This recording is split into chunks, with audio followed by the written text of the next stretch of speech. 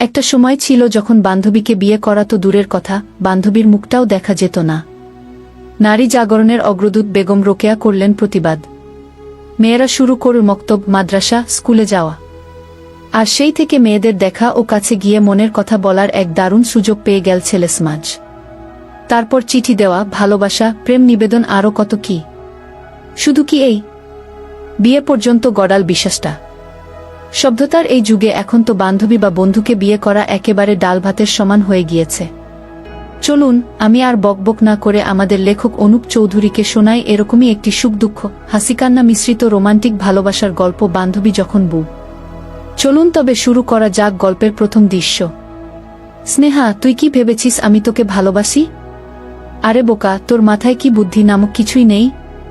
যে তোর বা তোদের মতো নিজ গরিব ঘরের ছেলেদের সাথে আমরা শুধু সামান্য একটু হেসে কথা বলতে পারি, কিন্তু ভালোবাসতে পারি না। অনুপ, তাহলে এতদিন কি ছিল এসব? আমি তো কোনোদিন তোমাকে বলতে যাইনি যে আমি তোমাকে ভালোবাসি। বরং তুমি তো আমার পিছনে পিছনে ঘুরতে আর বলতে যে তুমি নাকি আমাকে ভালোবাসো। স্নেহা বলল, আরে বোকা, তুই ছিলি আমাদের কলেজের টপার। আর তোর কারণে আমি কলেজে টপ হতে পারছিলাম না। তাই তোর সাথে এতদিন ভালোবাসার অভিনয় করেছি, যাতে আমার ভালোবাসায় পাগল হয়ে তুই লেখাপড়ায় আমার থেকে পিছিয়ে পড়িস। আর এখন দেখ তুই কতটা পিছিয়ে পড়েছিস। তুই আমার থেকে এতটা পিছিয়ে পড়েছিস যে কোনোভাবেই আর আগের অবস্থায় ফিরে আসতে পারবি না। আর এদিকে কলেজের সবাই আমার দিকে তাকিয়ে হাসছে আর একে অন্যকে বলছে, দেখছিস, কাক ময়ূর হতে চেয়েছিল। কিন্তু কাক এটা হয়তো জানতো না যে কাক যদি না ময়ূরের পেখম পড়ুক, কাক কাকই থাকে, কাক কখনো ময়ূর হতে পারে না। আমি ওদের কথা শুনে যতটা না কষ্ট পেয়েছি, তার থেকেও বেশি এটা ভেবে কষ্ট পেলাম যে জীবনে এত বড় একটা ভুল করলাম। শেষ পর্যন্ত আমি কিনা একটা ভুল মানুষকে ভালোবাসলাম, যে কিনা এতদিন শুধু আমার ক্ষতি চেয়ে এসেছে। তাকেই ভালোবেসেছি। ছি ছি ছি। এসব ভাবতেই বুকটা যেন আমার কষ্টে শেষ হয়ে যাচ্ছে। তাই কলেজে আর না থেকে বাড়িতে চলে আসলাম। ওখানে থেকে আর অপমানিত হতে পারছি না। ওহ, আপনাদের তো আমার পরিচয় দিইনি। আমি হলাম অনুপ চৌধুরী নীল, মধ্যবিত্ত পরিবারের বাবা মায়ের একমাত্র ছেলে। কলেজে পড়াশোনায় ভালো ছিলাম বলে অনেকেই আমার সাথে সম্পর্কে জড়াতে চেয়েছিল, কিন্তু আমি সবাইকে না করে দিয়েছিলাম। কিন্তু কেন জানি না স্নেহার সাথে এমন হলো।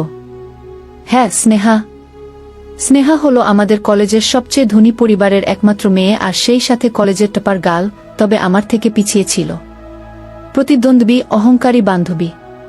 কিন্তু এটা নিয়ে ওর মধ্যে কোনোদিন আমার জন্য হিংসা বা অহংকার ছিল না। বরং আমাদের মধ্যে অনেক ভালো বন্ধুত্ব ছিল। ওর সাথে আমি আমার সব ব্যক্তিগত কথা শেয়ার করতাম আর ওর সাথেই বেশি সময় থাকতাম। আর এতেই আমি ওর প্রতি একটু একটু দুর্বল হয়ে পড়ি। তবে আমি যে স্নেহাকে ভালোবাসি তা ওকে কখনো বলে ওঠার সাহসই পাইনি। যখনই ওকে মনের কথা বলতে যেতাম, ভাবতাম তখনই বারবার মনে হতো যদি ভালোবাসার কথা বলতে গিয়ে ওর সাথে বন্ধুত্বটা হারাই। আমি স্নেহার জন্য এতটাই পাগল ছিলাম যে ওর কথা ভাবতে ভাবতে কিভাবে যে লেখাপড়ায় পিছিয়ে পড়ি বুঝতেই পারিনি। অনেকদিন আগের কথা। একদিন ও আমাকে হঠাৎ করেই কলেজ শেষে কলেজের পিছনে পুকুর পাড়ের কাছে থাকতে বলে। কিন্তু কি জন্য তা জানি না।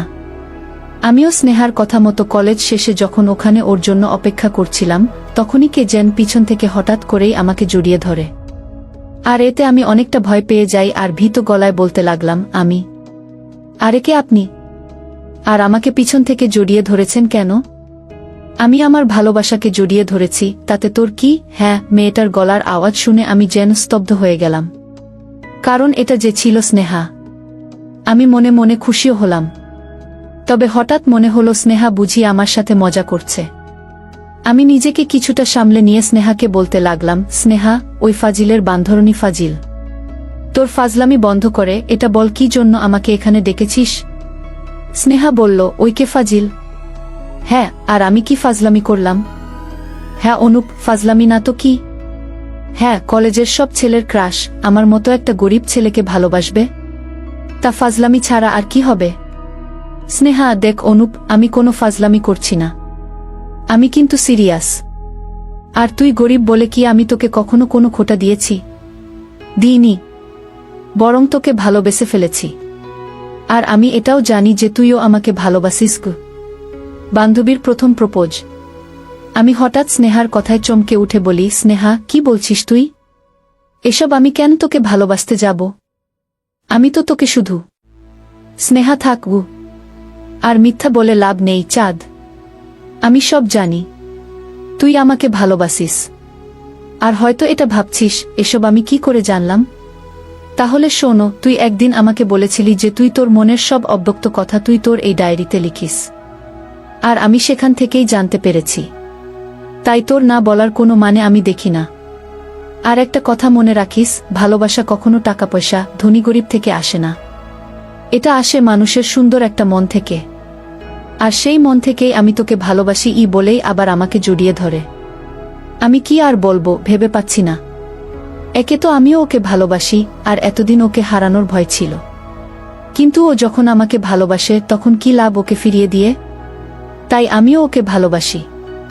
আর এভাবেই শুরু হয় আমাদের ভালোবাসার রঙিন দিন। ওর সাথে সম্পর্কে জড়ানোর পর থেকে আমি সবকিছুতেই পিছিয়ে পড়ি।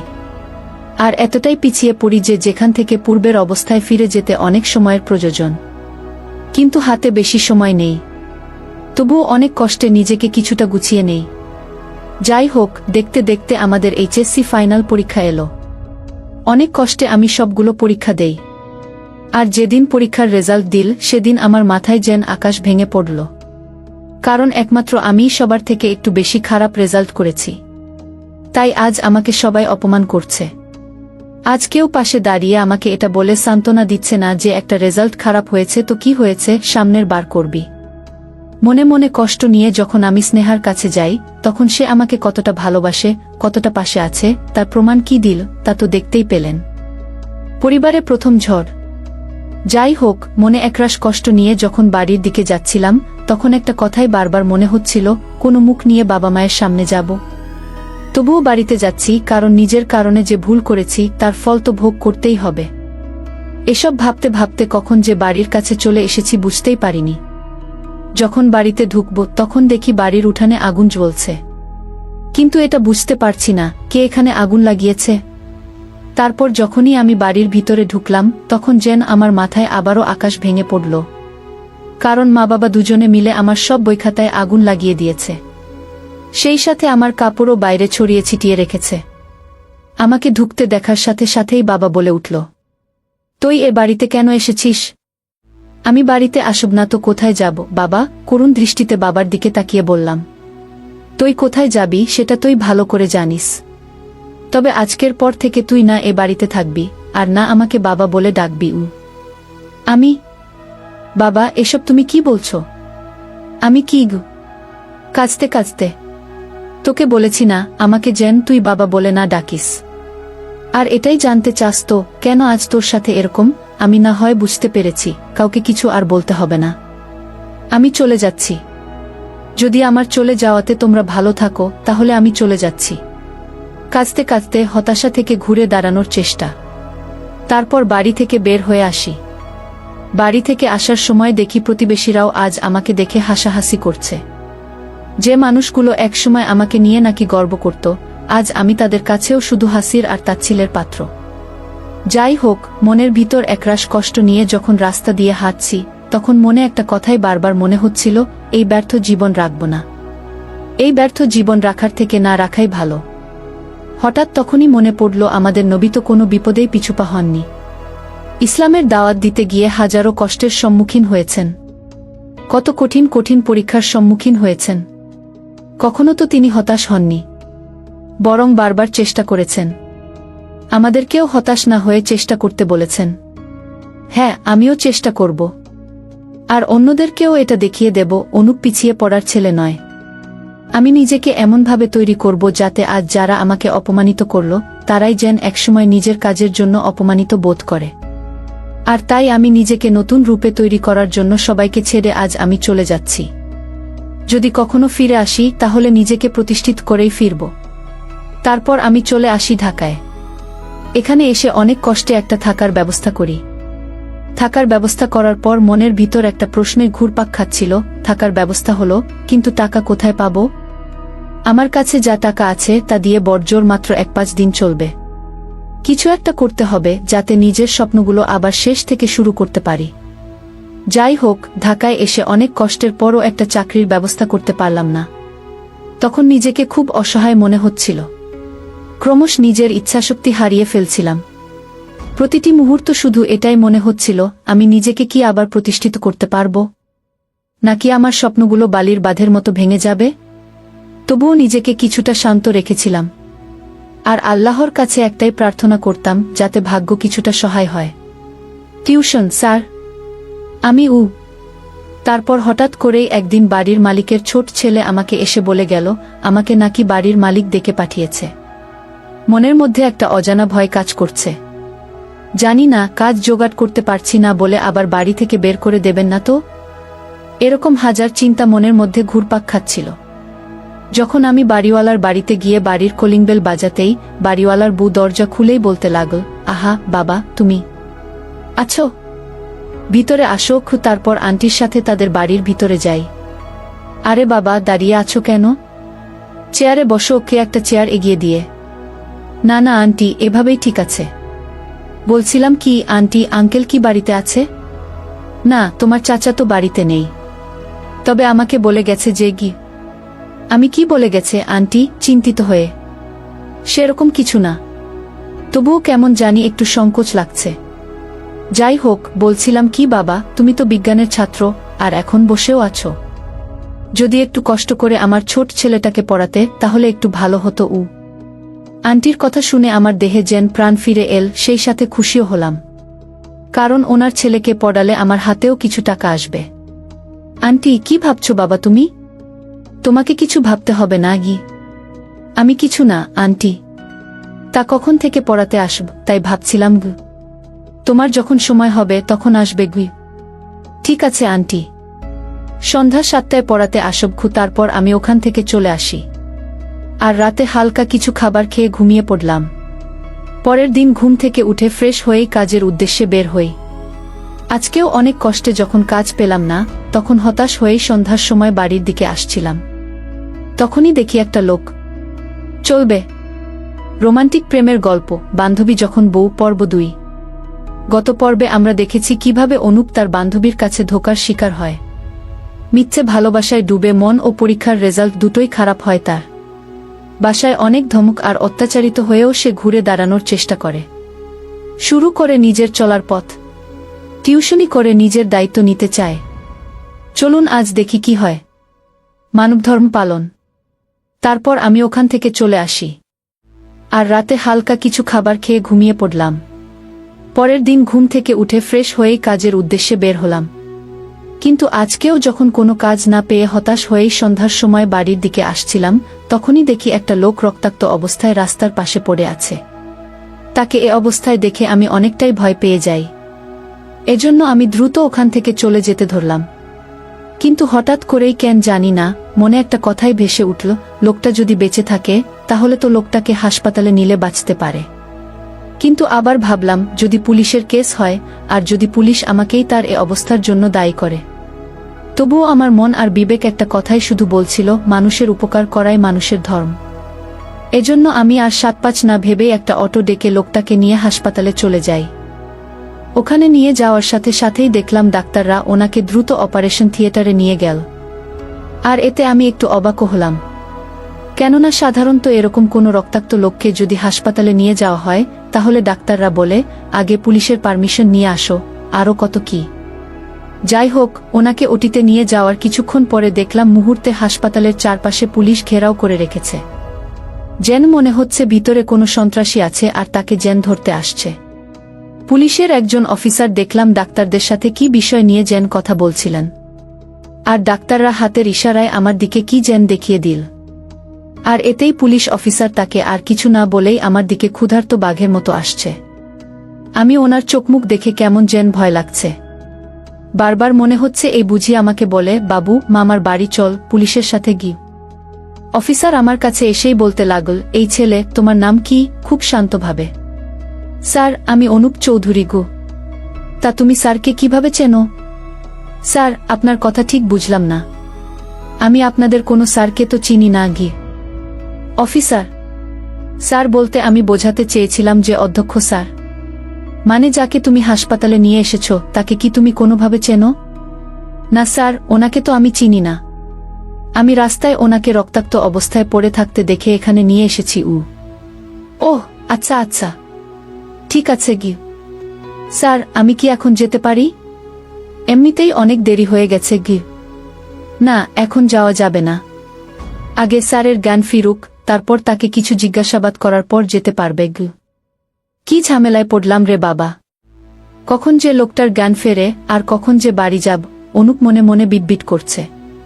অফিসার কিছু বললে অন্যদিকে তাকিয়ে, হে আল্লাহ, কিছু একটা করো কি! আমি বারবার আল্লাহকে ডাকছিলাম। এমন সময় একটা নার্স এসে বলতে শুরু করল, আপনারা চাইলে এখন স্যারের সাথে দেখা করতে পারেন। নার্সের কথা শুনে আমি এতটাই খুশি হলাম যে মন চাচ্ছে এখনই তাকে একটা চুমু দেই। ঠিক আছে, আপনি যান, আমরা ভিতরে যাচ্ছি।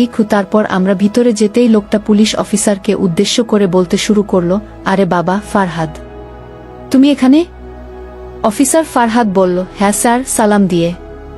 আপনি এখন কেমন আছেন? লোকটা বলল, আমি ভালো আছি। তুমি কেমন আছো? ধুর, কি লোকটা লোকটা করছি। আসলে উনি তো একজন শিক্ষক, তাকে তো স্যার বলে ডাকা উচিত। ফারহাদ বলল, এই তো স্যার, আছি মোটামুটি। তা স্যার, আপনার এই অবস্থা কিভাবে হলো? স্যার বললেন, আমিও ঠিক বলতে পারবো না। আমার সাথে কি থেকে কি হয়ে গেল। সন্ধ্যায় একটু বাইরে হাঁটতে বের হলাম, তখন কোথা থেকে কিছু মুখোশ পরা ছেলে এসে আমাকে মেরে চলে গেল। যাই হোক, ওসব বাদ দাও। তা তোমার সাথে এই ছেলেটাকে দেখছি, তোকে ঠিক চিনলাম না গে। ফারহাদ বলল, স্যার, ওর নাম হলো অনুপ। এই অনুপই আপনাকে রক্তাক্ত অবস্থায় রাস্তা থেকে এখানে নিয়ে এসেছে গি। স্যার বললেন, আরে বাবা, তোমাকে যে কিভাবে ধন্যবাদ দেব সে ভাষা আমার কাছে নেই গি। অনুপ বলল, স্যার, এখানে ধন্যবাদ দেওয়ার কিছুই নেই, এটা আমার কর্তব্য।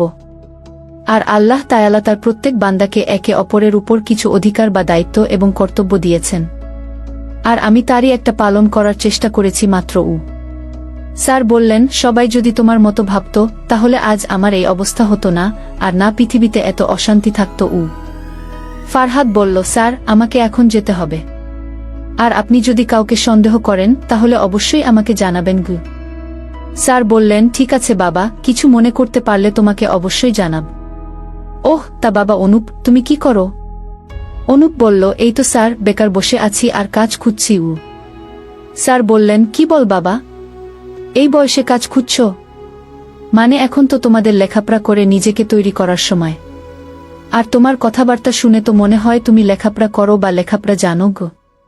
অনুতপ্ত অনুপ কিছুক্ষণ চুপ থেকে বলল, আর লেখাপড়া স্যার? যে মানুষ নিজের পায়ে নিজেই কুড়াল মারে সে করবে লেখাপড়া? তবে হ্যাঁ, লেখাপড়া অবশ্যই করব, কিন্তু তার জন্য নিজেকে তৈরি করতে হবে গু। স্যার বললেন, তোমার কথা ঠিক বুঝলাম না গি। অনুপ বলল, কিছু না স্যার, আমি এখন আসি। স্যার বললেন, তা তুমি কতদূর পড়েছ? অনুপ বলল, এই তো স্যার, ইন্টার পরীক্ষা দিয়েছি গু।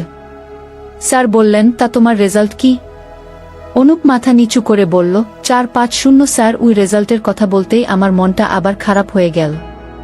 স্যার বললেন, ওহ, তা তোমার এসএসসির রেজাল্ট কি ছিল? অনুপ বলল, গোল্ডেন এ প্লাস, বিজ্ঞান থেকে গু। স্যার অবাক হয়ে বললেন, কি গোল্ডেন পেয়েছিলে? আর ইন্টারে এত খারাপ রেজাল্ট করলে কিভাবে? অনুপ বলল, ওই যে স্যার, বললাম না, নিজের পায়ে নিজেই কুড়াল মেরেছি, আর সেজন্য আজ আমি পরিবার থেকে আলাদা হয়েছি। যাই হোক স্যার, আমার কথা বাদ দিন, আমাকে এখন যেতে হবে, আর কালকে আবার কাজের খোঁজে বের হতে হবে। স্যার কি যেন ভাবছেন। আসি স্যার। এই বলে আমি যখনই রুম থেকে বের হতে যাব তখনই স্যার বলে উঠলেন, তা তুমি কি আর পড়তে চাও না? পিছন ফিরে বলতে লাগলাম, পড়তে তো চাই স্যার, কিন্তু পড়ব কিভাবে বলুন? সামান্য যে আমি কলেজের চয়েস দেব তার টাকাই আমার কাছে নেই, সেখানে কিভাবে অন্য কলেজে ভর্তি হব? স্যার বললেন, যদি তুমি পড়তে চাও তাহলে তোমাকে আমি আমার কলেজে ভর্তি করাতে পারি। অনুপ বলল, স্যার করুণা করছেন নাকি? আমি আপনার জীবন বাঁচিয়েছি বলে তার প্রতিদান হিসেবে আমাকে আপনি আপনার কলেজে ভর্তি করানোর কথা ভাবছেন? স্যার, যদি এটা ভেবে থাকেন তাহলে ভুল ভাবছেন। আমি কখনো অন্যের উপকার করে তার থেকে সেই উপকারের প্রতিদান নেই না। আর যদি করুণা করার কথা ভাবেন তাহলে তো আমি কোনোদিনও আপনার সেই করুণার ভার নিতে পারব না। আসি স্যার। আর আমার কথায় যদি মনে কষ্ট পেয়ে থাকেন তাহলে মাফ করবেন। দুঃখিত। স্যার বললেন, তুমি ভুল ভাবছ বাবা। আমি তোমাকে করুণা বা তুমি আমাকে যে উপকার করেছ তার প্রতিদান দিতে চাচ্ছি না। আমি তোমার কথা শুনে বুঝতে পারছি তোমার মনের ভিতর খুব বড় একটা কষ্ট লুকিয়ে রয়েছে, যার কারণেই হয়তো তুমি পরীক্ষায় খারাপ রেজাল্ট করেছ। আর হয়তো তুমি ভাবছ আমি আমার উপকারের প্রতিদান দেওয়ার জন্য তোমাকে আমার কলেজে ভর্তি করাতে চাচ্ছি, কিন্তু তাও না। আমি তোমার ভিতর কিছু একটা করার ইচ্ছার যে প্রবণতা আছে তা দেখতে পাচ্ছি। বিধায় আমি ভাবলাম তোমাকে আমার কলেজে ভর্তি করাব। এখন ভেবে দেখো, তুমি তোমার লক্ষ্যে এগিয়ে যেতে চাও নাকি বাকি সব দুর্বলদের মতো পিছিয়ে পড়তে চাও? স্যারের এসব কোনো কথাই আমার মাথা বা মন কিছুতে পারল না। চলবে।